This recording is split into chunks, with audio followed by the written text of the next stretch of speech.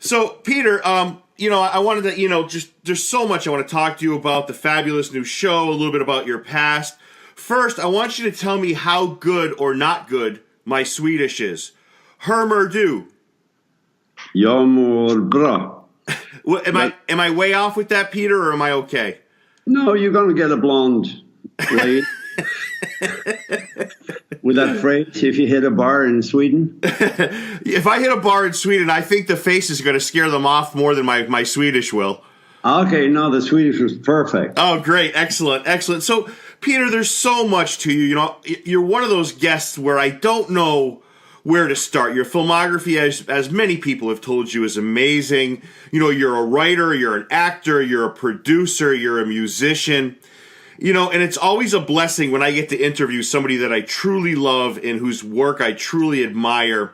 And you have such a phenomenal sense of humor, Peter. How much of that goes into your roles? Because I hear a lot of your other interviews, and I got to tell you, I think people do you a disservice when they say you're always playing the villain, you're always playing because I think there's so much more that goes into that. And sometimes I wonder, does your phenomenal sense of humor go into some of those roles that even go into the darkest places? I always try to blend in some humor, because even the darkest creature that walks this earth, the darkest mind, they like to laugh as well. There's right. No one purely evil walking this earth. They just ended up on the wrong side of the line between light and darkness. But to do a character with that is a dark character, I always try to have a wink in my eyes, some humor, so the audience get interested in the character. Yeah, that's well said, Peter. And I've introduced and interviewed many actors, and they've all had their share of fair parts, but you're one of the few that really looks like he's having a lot of fun with what he's doing, whether it's, Swedish Dicks or something as deep and as dark as Fargo. You always look like you're having fun, like this was meant for you.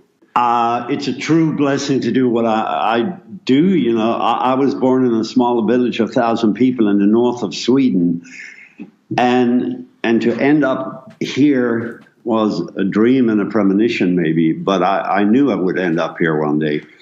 And every day for me is a blessing. Every day I try to have a smile, even if there's pains all over my body and you have to step up 4 o'clock in the morning, you went to bed at midnight. But it's a blessing. And I don't understand some of the people I work with that complains all the time. I don't mind sitting in a trailer for 3-4 hours, because I strum my guitar, or I write something, or I read another script, or I practice my lines. I'm always kind of busy. Yeah, you strike me as somebody that doesn't take life for granted. And you know what? You mentioned blessing, Peter. One of the things that I am bilingual. I can speak Polish. You're obviously bilingual. Being bilingual, and I know this is a little bit off topic, but being bilingual in many ways is a blessing too. Yeah, it is, because I'm the only one that comes up with comments. I ask the writer sometimes, is this a typo, or this is not really good grammar when it comes to English? And I say, oh, you're right. It's a typo. It shouldn't be plural. It should be singular all the way here. So having a bilingual approach for me is, widen my range more than limiting my range of acting. And I've done everybody now from English. In a movie, I'm a Texas guy, and I've been a Kentucky guy. so after 30 years in the business, people accept me now like an actor more than people for a long period thought I was Russian or, Serbian or whatever. But I convinced them I'm just an actor here, and I can do any accent you want. I can't do a perfect Bronx accent, but I can pull it off pretty close. That's really well said, Peter. And what you really can do is you can do it effectively. There's other actors and people that try accents, try other things, and it's not very believable. Whatever you do, and I'm saying this as gospel, it is. I mean, I'm going to be very blunt with you, Peter, and excuse my French here. You don't play villainous characters. You don't play bad guys. You play men who scare the shit out of me. That's what you play. Yeah, I take that as a great compliment. And it is. Because sometimes also silent is scary. Somebody that dares to take a pause, because I think in most movies, TV, they talk all the time. And I come from stage. And there's nothing as powerful on stage like a long pause. And I try to work that in every character. There's sometimes silence. It can only be on screen maybe for 3 to 5 seconds. But that is the moment that most people remember, the silence. Yeah, that's really well said. And an example of that is Fargo. It's the silence, it's your demeanor, it's how well acted you are. It's an amazing part. But you mentioned theater, Peter. How much of theater has contributed to the actor you are today, right? Because you can do everything, right? From video game voices to movies to television. And we're going to get to this funny as hell show, Swedish Chicks, in a moment. But how much has theater contributed to who you are today? A lot, because I grew up, being in front of an audience every night. You have to be at the peak of your artistic, at the peak of your artistic ability, because there's a new audience every night. You can't just go on on 4 cylinders. You have to, rev up all 8 cylinders. But also I learned because I worked with a guy called Ingmar Bergman, and he was my mentor, and he said, sometimes you give the audience 100%. You give them 100%, but then you have to draw back and give the audience maybe 40% of your characters so they can jump in, because the audience is so eager to fill in the blanks. So sometimes the less you do and the less you say will draw the audience to you. And I guess that goes back to old storytelling. When you tell a story, you just tell a story and in a dark room, and you let the kids listening to you imagine the story. And Bergman was great because he said, in a movie, if you show a guy knocking at the door, you open the door, just show half of his face. Let half of his face be dark and just half of it lit. Let the audience in when you introduce a character. So he's always with me. If I have a problem, I go into a corner and I talk to him. Huh. He's been dead, for 10 years now, right. but still he's guiding me, which is nice. Yeah, and you stole and that was beautifully said, by the way, and you stole my next question, because Ingmar Bergman's an absolute legend. I mean, anybody that knows cinema knows that he's a legend. And many times when I ask people about mentors, they'll say, it's a high school teacher, and mentors can come from anywhere.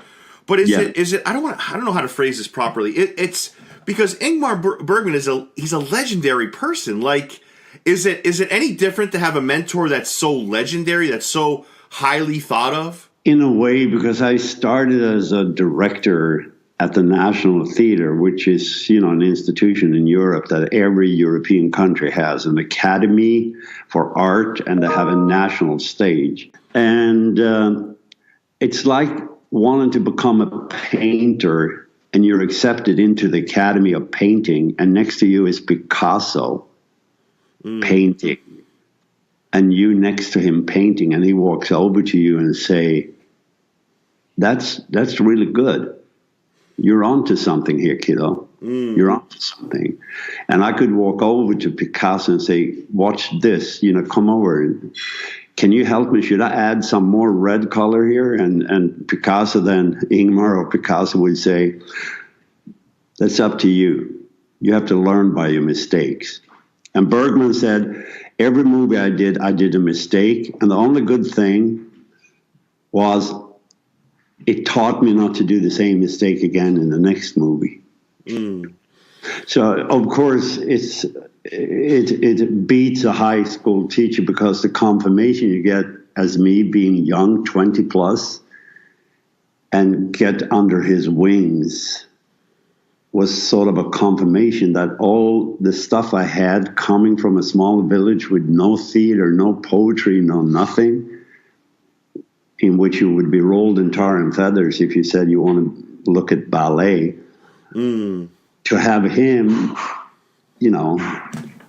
as the mother or father and care for me was, he confirmed me.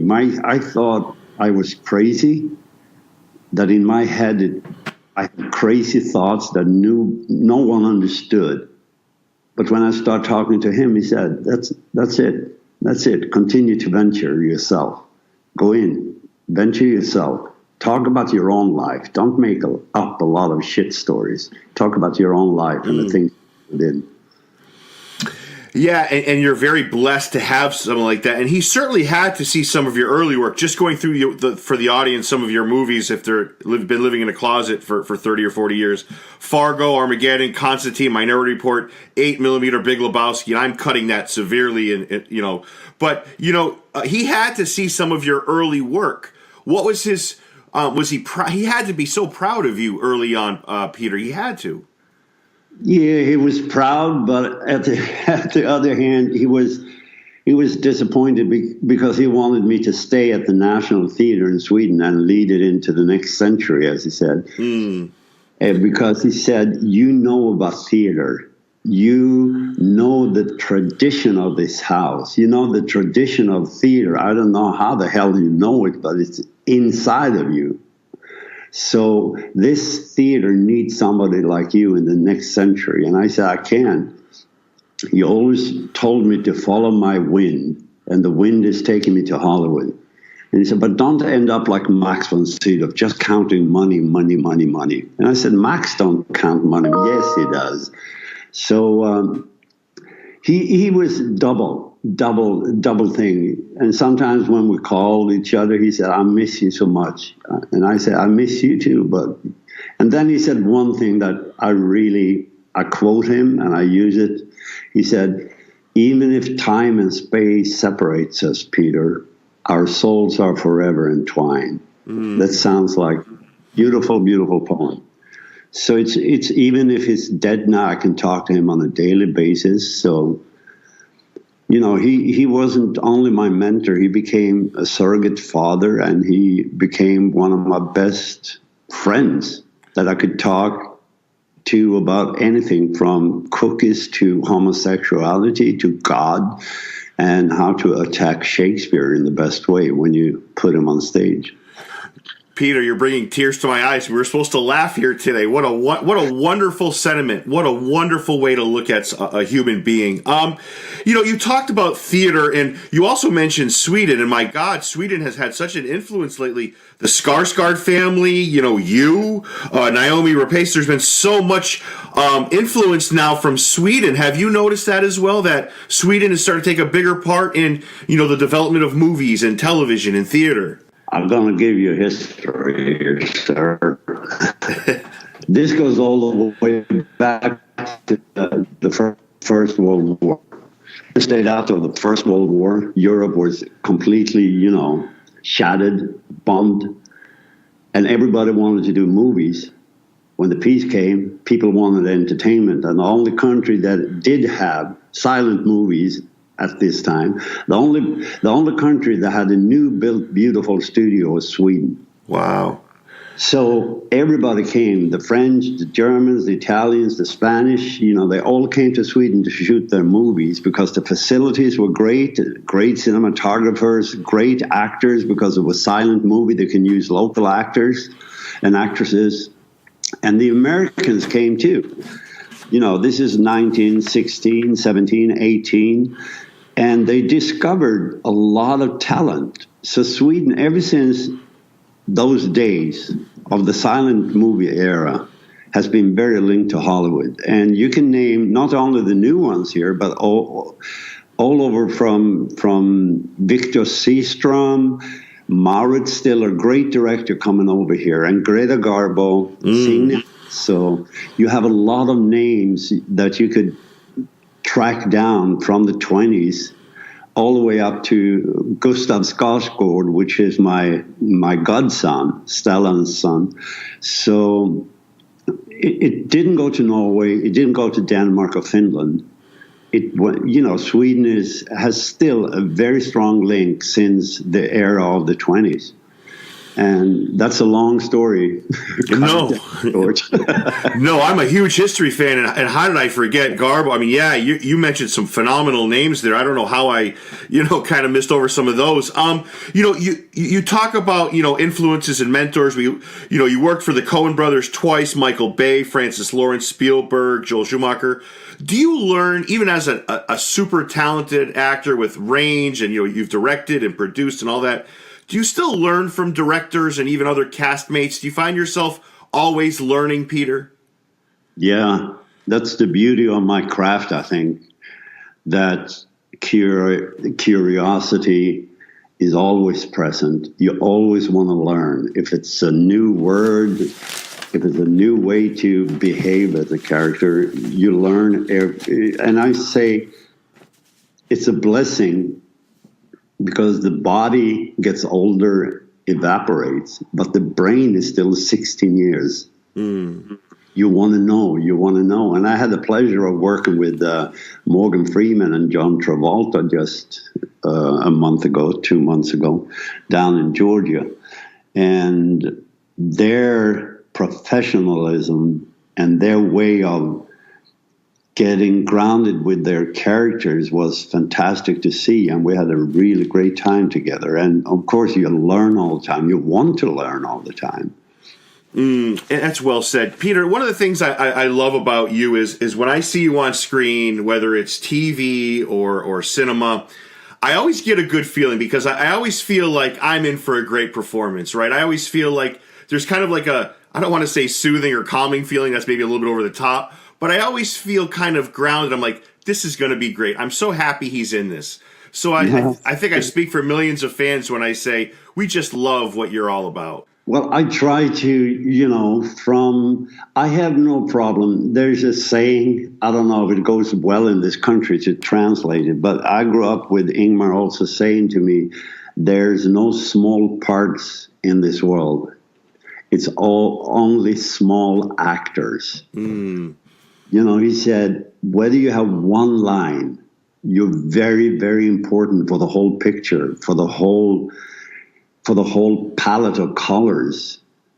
You don't hesitate to be the color of blue in a great, beautiful painting. Try to do that blue as good as you can. That's why I've jumped on board on projects, where I have a co-starring part. But it's also a blessing in Hollywood. When you're a co-star, you can alter your face, you can alter your accent, you can limp, or you can suggest I'm walking with a cane, and I say, okay. As a star, main lead, you have to do the same thing over and over again. You have to look the same and act the same. Yeah, that's really well said. And one of the things I have to ask you, and I almost don't want to because I feel like you've been asked this quite a few times, but I'm curious myself. Is there one part in your immense filmography that you're most proud of? I have to skip ahead a little and say I hope that will be my next part. Let's talk about your next part, because my stomach hurts from this show every time I watch it. And that is the super funny, the show that has so much heart in it, Swedish Dicks. And that's on Pop TV on Thursday at 10. Peter, it looks like you're having a lot of fun when you're making this show, I gotta say. It looks like this is a lot of fun. This show has a lot of heart. It is ridiculously funny. This show's a home run. Oh, thank you very much. Yeah, I'm very proud of the show. It's a brainchild of mine, and it started out with Swedish Dick, and then I figured Swedish Dick sounds better, so I have to team up with a younger co-star, Swedish co-star. And I try to, there's things in this country I love, but one thing I don't understand, satire and irony is something that is very hard for the American audience to understand. I know Monty Python tried, and they are fantastic, but Monty Python never aired in this country. A few people have heard of Monty Python. And I try to bring a little sliver of European dark humor into this, and I combined it with one of the best things that ever been done in this country, and that's Twin Peaks for season 1. So it's a combination of those two. I always think of those two when I'm writing and when I'm working with this show. And Monty Python is something that I loved growing up with, and their dark humor is something this country is hungry for. It's a new format. It's a new format of a half-hour comedy too. It's not the usual sitcom. And I was happy to land it at Pop TV, because there you have another show called Schitt's Creek, which I love. Yes, I've seen that. And that is also it's a similar kind of humor that invites the audience to be there together with the characters. Usually on sitcoms or half hour in the USA, you're 2 steps ahead all the time, or you're 2 steps behind and completely lost. Why are they laughing so hard? But Schitt's Creek is similar to ours because you're walking along with the characters and you experience the situations together with the characters. And in Swedish Dicks, I just love the format of Ingmar being a failure, and just if there's a problem in his world, he just looks out the window and thinks everything will be okay. Everything will be okay. Yeah, and I have and you mentioned dark humor, and you're so dead on with that. Peter, just look at the Academy Awards. When was the last time a comedic anything, or the Emmys really, more so the Academy, nominated for an Academy Award? People don't understand comedy, and dark comedy like you're talking about, which is genius, people get even less. And it's unfortunate because it's absolute genius when it's done right, as it is on Swedish Dicks. Oh, thank you. Yeah, but I think the younger audience in this country, they understand it. They see YouTube clips from all over the world, from China, Russia. They connect. They even read subtitles. So for kids today, under 20, they have no problem with subtitles, because they see it all the time. And I think people read closed captioning here, and I say, why can't they read subtitles? Oh, they don't want to. But under 20, they are, and Swedish Dicks is sort of aimed at people under 20 in a way, because the future of this country is with a younger generation. Sure. and they're not lost completely. And they will understand because they have seen things, as I said, from all over the world, and they send things out to the rest of the world. America's trying to get isolated again, but I think it's fortunate we have internet and we have YouTube and channels like that. So the young generation is connected all over the world. Yeah, and you bring up such a great point. You talk about subtitles and closed captioning. My father is hearing impaired, and for a long time we watch movies or whatever. I got so used to it, it doesn't faze me in the least, right? So yeah, you make a great point where closed captioning and subtitles, it's the same thing. And what I wanted to tell you two things that I really love about Swedish Dicks.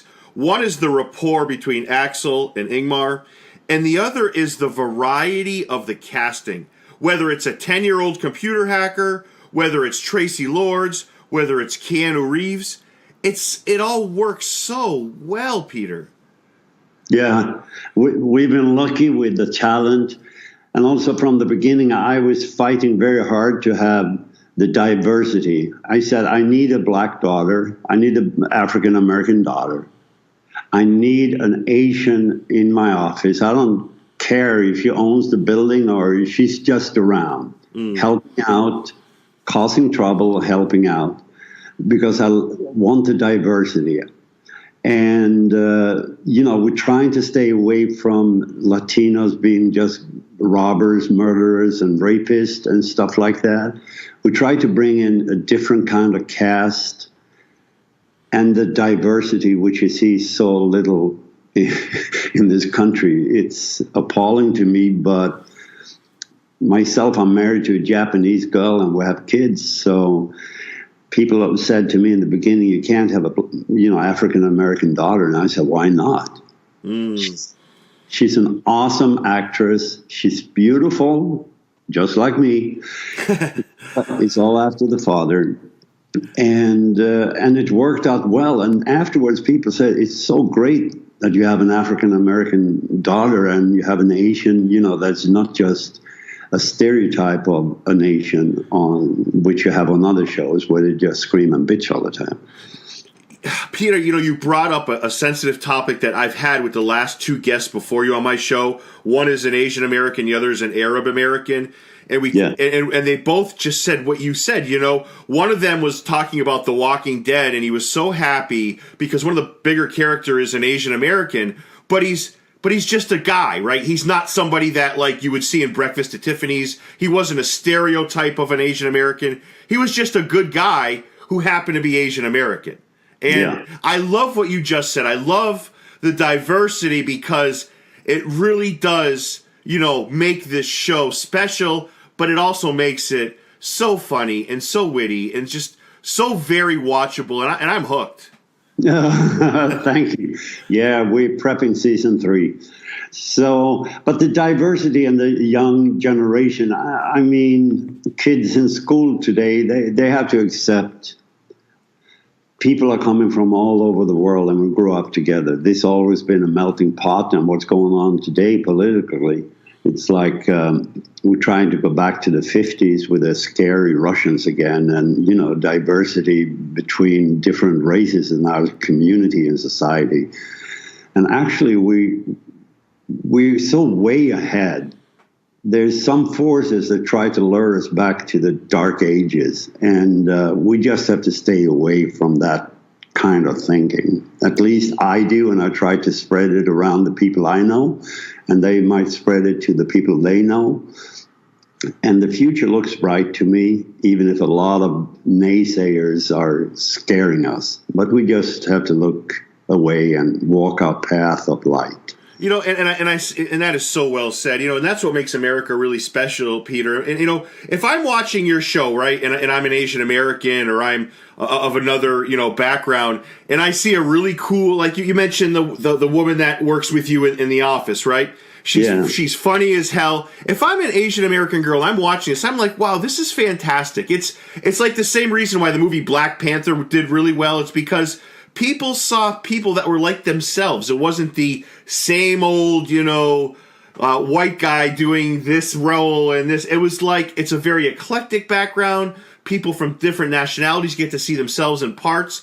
I don't know. I think even in shows like yours that people say, you know something, when I get older, I want to be an actress like her. I want to do what she's doing. So what you say has a lot of validation. Yeah, I think there's nothing else we can do, in the future. The problem with time is you can't go back. You can't go back. And they can scare us all they want with the Russians are coming to invade this country. But we just have to walk on into the future. And of course, it's going to be hard for an African American and Asian American and Middle Eastern American to do maybe a white cop story from Brooklyn. Right. But why not? Right. I had a script. I have to tell you, I was working with a producer and a director with a movie, an independent small little movie, and I finally said no because I said all the minorities are so stereotyped. It's a good script, and I said the good guys are a bunch of white guys, and the bad guys are Hispanic and African American, and I told them, why don't you reverse things? So the good guys here who's trying to clean up the neighborhood are black guys, and the bad guys are the white guys. And I got a call from one of the producers saying, I think that's not plausible. I mean, the script is, and we'll have it greenlit. It's been greenlit, and we're going ahead. I'm telling you, 2 weeks later, he called me again and said, we have reversed everything according to what you said. And it's amazing. Everybody's so happy because now it can be an independent movie that sticks out and has something to say. And I said, well, do I get a credit? Well, I don't think we have the money for it. But I said, sail on. I don't have time to be in it, but that's really cool. So they changed everything. And it's easy. Sometimes you can do those small alteration and you have a little independent movie that might stick out its jaw and say, hit me. But this is us. This is me. This is what I stand for. You know, I love the way you think, Peter. I really do. And what people don't consider is the ripple effect. Right now you're seeing some African-American police officers in this case where they're doing some great things. And, you know, you never know who's watching. The ripple effect, right? So that little change that you might have made there, you don't know how many lives that could affect as far as people who watch it, you know, the kids, what they take out of it. I don't know. That's a really kind of eclectic and the kind of thinking we really need moving forward, Peter. It is, and you learn when you're on a stage, like I was very young and being doing lead parts on a big stage. You have 800 people in the audience.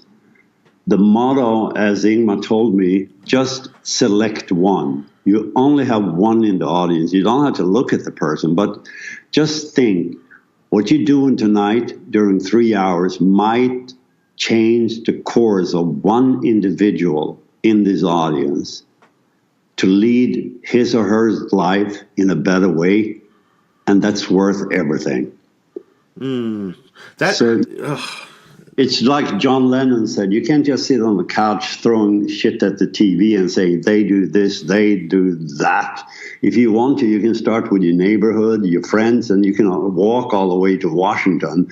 You can actually change things in this society, in this world, but you have to decide if you want to or not. If you don't want to, stay on your couch. If you want to, start walking.